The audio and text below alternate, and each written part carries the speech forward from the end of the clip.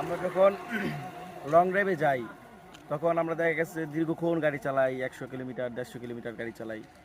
আমরা ড্রাইভাররা যারা আছে অনেক সময় তার থেকে বেশি চালানোর ক্ষমতা রাখি, চালাইতে পারি দীর্ঘক্ষণ একটানা, কিন্তু আমাদের যে গাড়ি যানবাহনটা আছে সেটা একটানা চলতে পারবো কিনা সেটা দিকে আমাদের খেয়াল রাখতে হবে। অবশ্যই আমাদের চালানোর সময় মাঝখানে বিরতি দেওয়া উচিত এবং সেই বিরতির মধ্যে আমরা গাড়ির কিছু বিষয়গুলি আছে সেগুলো খেয়াল করে নিব এবং গাড়িকে কিছুক্ষণের জন্য রেস্টে রাখবো। তাহলে আমাদের যাত্রাপথে নিরাপত্তা বজায় থাকবে। তো আমরা চলুন দেখি কি কি আমরা চেক করতে পারি। তার মধ্যে সর্বপ্রথম আমরা যে বিষয়টা দেখব আমাদের চাকাগুলো, যে সবগুলো চাকার হাওয়ার প্রেশার ঠিক আছে কিনা, সবগুলো চাকার কন্ডিশন ঠিক আছে কিনা। আমরা ঘুরে ঘুরে সবগুলো চাকা দেখব।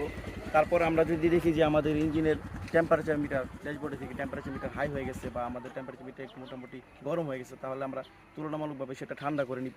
এবং সেটা আপনার সময়ের উপর ভিত্তি করে, যদি আপনি 10 মিনিট 15 মিনিট 20 মিনিট দাঁড়ানোর জন্য প্রস্তুত থাকেন, তাহলে ওই পরিমাণ সময় অতিক্রমণ করে আপনি আপনার ইঞ্জিনকে পর্যাপ্ত পরিমাণ ঠান্ডা করে তারপর আবার নতুন করে আপনি যাত্রার উদ্দেশ্যে রওনা হন।